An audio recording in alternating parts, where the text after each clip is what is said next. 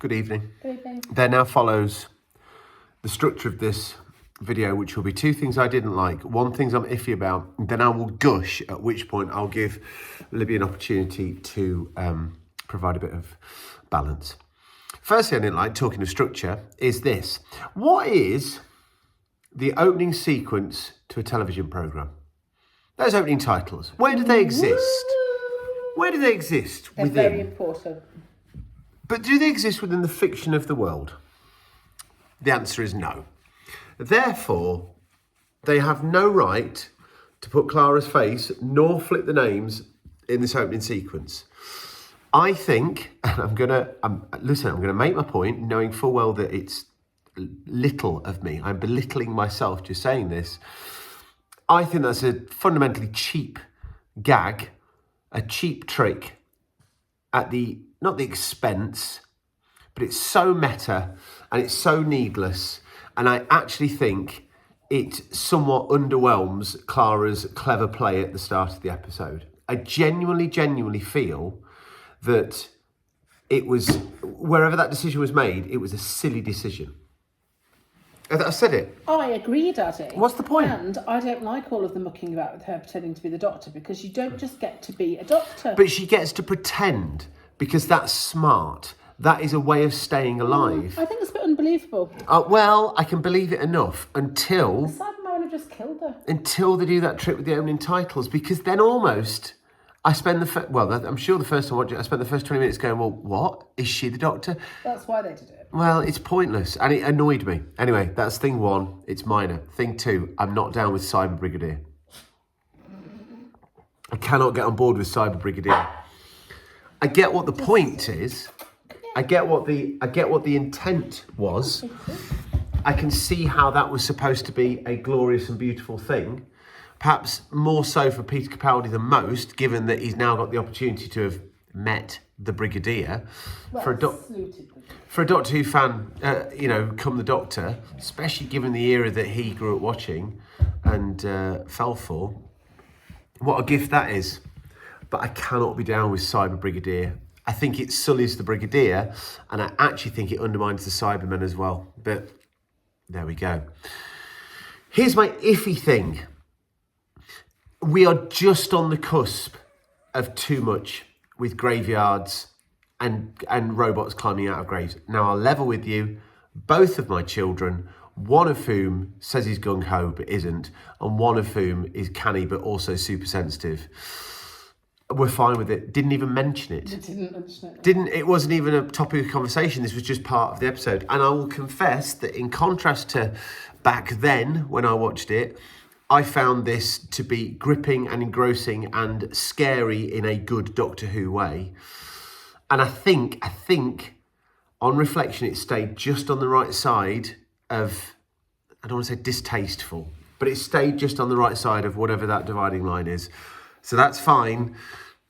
But Moff, you sailed very close to the wind there with that one. It can be quite triggering as well. I think it can be quite triggering. There's nothing more as triggering as Don't Cremate Me, which I still think is a step too far. That has not sat well with me. But fine, I actually think it did stay on the right side.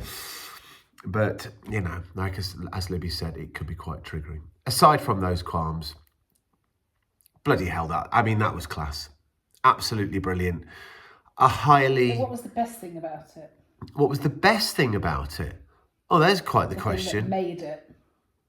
Capaldi. Missy. Oh, okay. In my opinion. Okay, let's do Missy first. Capaldi was very good as well. Let's do Missy first. It's almost as if this is the other masters haven't existed. Honestly, truly. It's almost as if now I'm not going to say giving that role to a woman. It's not that. It's giving that role to Michelle Gomez. But there is something about the fact that now the Doctor is having to front up to a woman, just the optics of it, that makes it just seem so much more. Like when you've got, I don't want to say about the kissing. I mean, we had a kiss in the last one and the Doctor, did he kiss her?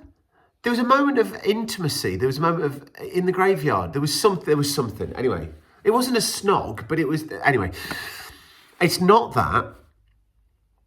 But whether it's just the fact that, you know, she's just so. Oh, you see, I'm on dangerous territory here. And my wife is in punching distance. You're gonna punch me? Quite the opposite. Oh, I think you're going to punch me. But she's utterly bonkers, and that's what we like. well, again, I'm going to take baby steps here. There is an archetype, a deeply uncomfortable archetype of the mad woman in literature, in all sorts of things, in stories, and the concept of the mad woman and the associated of witches, of harpies, of all sorts of different things. And I love all of these. Well, this is the thing. It just works when you take a Roger Delgado and make that character into a woman. All of a sudden, there's something about that dynamic that just goes into the stratosphere. It's just sexy. Well, yeah, there is an element of that as well. She is just. Oh, darling, face it. That's what you made me. I reserve comment of all of that, but she is unbelievable, and it's sometimes some things can happen in Doctor Who that don't rewrite things, but just reframe things. This is next level stuff. Unhinged Mary. Absolutely brilliant. It's almost as if, I don't know what relationship, I must go and do my research. What relationship Michelle Gomez had with the programme before this, I don't know whether she'd seen it, whether she was aware of the Master, if she'd seen John Sims' reinterpretation of it. But whatever led her to this role, she has taken this and just grabbed it with, my gosh, absolutely incredible. Let's talk about our other resident Time Lord. I think that the slow burn subtlety of Capaldi's performance, the first time that I saw this, was so lost on me completely. And I think that this is some of the most sophisticated, character-driven storytelling that we have ever seen in Doctor Who. I think that Peter Capaldi is such a fine actor to take this new direction of the Doctor on board. I think that he's doing things with the part that honour the things in the past, but also I think he's able to do things that are revolutionary, to be perfectly honest with you. Like, he is so lovely, but with just this layer of grump and the moments with Danny Pink in the graveyard, where he's being forced to confront his own, the way he behaves, the way he treats people, the way that Missy challenges him and gives him this army because now he can just go and sort everything out. The fact that he's already been given the role of president. I mean, there's a incremental build up there, isn't there? And he is just off the chain good. Almost never more so than at the end with Clara, Jenna Coleman, say it again, top rank companion, wherever I still maintain that there was something of a backlash at the time. I just think she's almost got too big a role, too big a significance to these stories. It's the companion now growing into a space that the programme couldn't afford it before. And I do think that for some fans that may have been off-putting. It may have been off-putting for me at the time, although I don't recall not enjoying Jenna Coleman's performance. In fact, I seem to remember she was one of the highlights back in the day. Anyways, by the by, that final scene in the cafe when they are both lying to each other, and lies have been one of the themes of this season, haven't they? The Doctor lies, we know that. But it's not often that companions lie back. And there's a tacit understanding that that's happening in this relationship. And do they both know they're lying to each other? Who knows? That scene in the TARDIS, the sort of flashbacky scene where he's smashing the console as well. And you get to see that release of emotion that we've almost been waiting, 12, 13 episodes for? Unbelievable stuff. Unbelievable stuff. Then amongst that, we've got a very solid plot. And I say that because I do think that sometimes the season closes. I'm thinking to the Dalek one, Stolen Earth, where there's 7 planets and they're in configuration and we'll just take them off the universe, but there's still an atmosphere because of reasons. You know, I don't mind about things like that. I will buy into anything. But there is something very, very rewarding about having a story where the central conceit is just so simple, even if bordering on slightly disturbing, but so simple. And the fact that having taken this simple idea, what we've then got, the real drama of this is the characters within it and the impact it has upon them.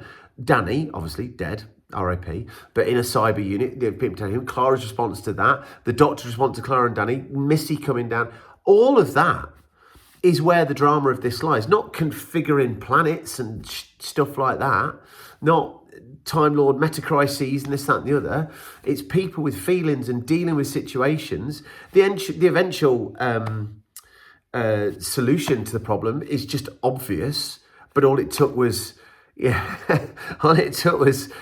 people involved to make that happen. It's just brilliant. Add into that, as good a new unit involvement as we've had.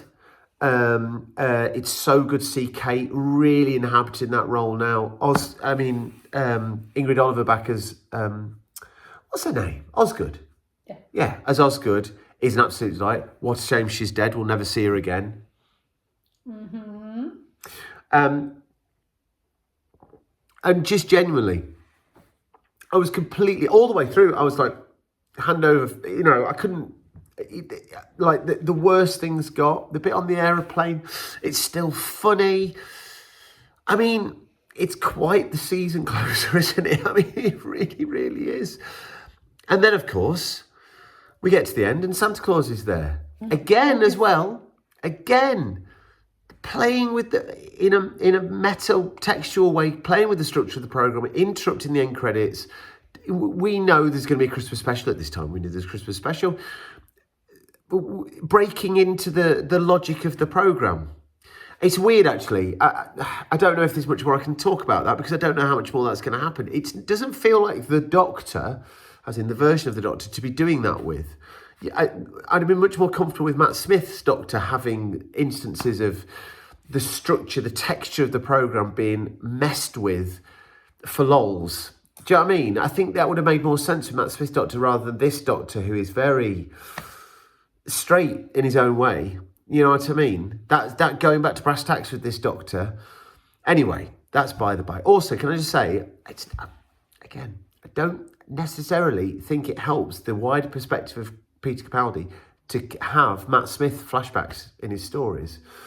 We had it in his first story. We had a whole new Matt Smith bit, and yes, I know it makes. Where did you have a flashback in that? Well, when he rang. Sorry, where did he have the flashback in? In that one. Because we were talking about who gave Clara the number. Oh. And in order... That's not really... Well, It's a callback, maybe. It's only a callback, but... I don't know.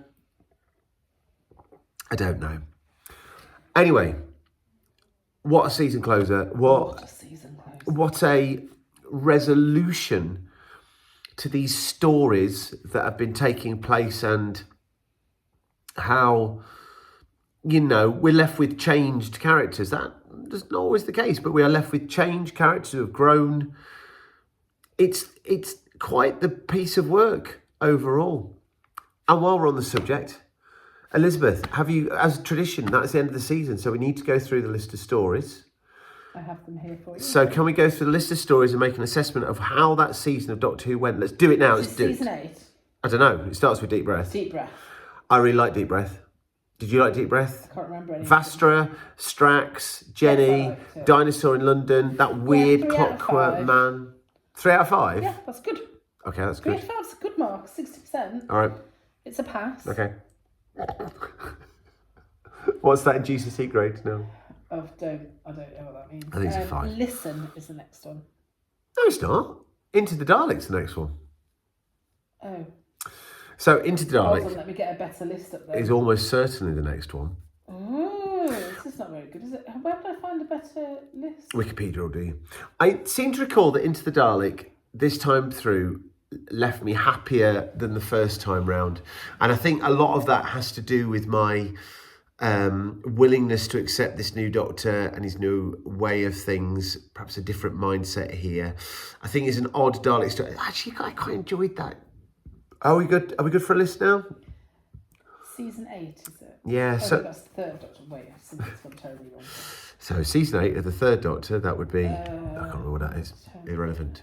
So after Is he the 12th Doctor? yeah, so after Into the Dalek, Into the Dalek, and then it's Robot. Oh no, what did you think of Into the Dalek? Sorry, just remind me again. So they went inside the Dalek and they tried to change the Dalek's perspective. Yeah, it's alright. It's alright, wasn't it? Is that 2.5 out of 5? No, another 3, I would say. Deep Breath's better than that. 3.5 out, anyway. Yeah, maybe 2.5. Okay, fine. Seems a bit mean now. Yeah. Robot of Sherwood. A Jape, good fun, slightly turn your brain off before you go into it. And it had that bit cut out. And so it had didn't make quite the sense. odd edit that perhaps did detract. 2 for me. I think enjoyed it. I think that's fair. I think that's fair. I enjoyed it, but was it good? No. Listen is next. Brilliant. Which one was that? Listen is the one where Clara's on the date, and then the Doctor is convinced that there's convinced the creatures. I can't remember the premise. It's invisible, but it's under your bed. Yeah. Oh yeah, that was terrifying. I think we're nudging up to top 5 status. 4 Oh, I'd give that a 5. out of 5. Okay, what else? I'd give that a 5. Yeah, well, we don't have to agree. We don't have to agree, do we? Yeah. We can be different. Go on then. The Time Heist is next, or Time Heist. I like Time Heist. It's a heist. We watched Inception yesterday. That's a heist. Inception was very good. What happened in the Time Heist? So there was that it was the love story, wasn't it? Because there were 2 aliens at the end, and you realise that. There were 2 aliens at the end. It was. Yeah, I liked Time Heist. 3.5. Yeah, it was good. I enjoyed it. Maybe a 3, to be fair. Yeah. The Caretaker. I like The Caretaker. Bit of Gareth Roberts romp.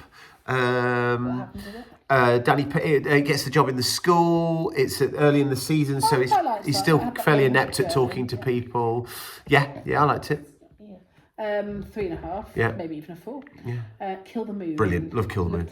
Love Yeah, Kill the that's Moon. Definitely a 4. Absolutely fantastic story. So I can remember that one. Yeah, brilliant. Mummy on the Orient Express. I quite enjoyed that Second time, yeah, I really enjoyed it. I think I missed the nuance of it. one. I saw a 4 for that. Yep. Flatline. I really like Flatline. Clara Central episode. They're in Bristol. There's chasing around. There's a graffiti on the walls. Stylised, Yeah, it? It was really like that interesting, one. Very different feel. Yeah. I like that. 4. Yeah. In the Forest of the Night. In the Forest of the Night. Thank you. It's good. Fine. You gotta have a story like In the Forest of the Night. It's better than The Idiot's Lantern. I can't remember how In the Forest of the Night. So Forest of the Night is where all the trees grew. Oh yeah, no, I liked it. So, if you compare In the Forest of the Night to the worst stories of previous... Yeah, like there's no black spot, is there? Exactly. There's Curse of the nothing... Black Spot. There's nothing here that's super like, oh my God, is there? Cringeworthy. Next one. Dark Water Oh, there we go. Brilliant and brilliant. and Death in Heaven. Fantastic first season. I am shouting. And the reason I'm shouting is because I'm so pleased of how much I've enjoyed Capaldi as the Doctor. And I'm finding it really interesting that Humphrey is super on board with Capaldi. Winnie does not like him at all. But she does love Missy. But she loves Missy. And who can blame her? And she's got plenty of Missy to come. Yeah. What a treat. And I'm sure I said in the past that, was it Colin Baker who's my biggest turnaround of a Doctor? Well, Capaldi. I love Colin Baker, but I think... You do now, you didn't used to. Yeah, no, that's true, it's true. But I think Capaldi now, my goodness, what a Doctor. I can't wait to see what's next. Well, it's Santa Claus next, isn't it? I find him very Sylvester McCoy, and I wonder if that's because he's very Scottish as well. I love Missy and Capaldi with They're very Scottish at agenda. each other. It's absolutely brilliant. And that parallel, I think, is actually benefiting. I mean, I don't know, I think that's just a bonus. But that parallel just works really well. And she looks at me like she laughs at Glasgow. That's really good. Really good. Indo. What a Even treat. though they're both from Gallifrey. Well, indeed. In Ireland. Right, okay. Let's do a joke. Gallifrey in Ireland. Oh, it doesn't matter. Right. Farewell. Good to see you. Farewell.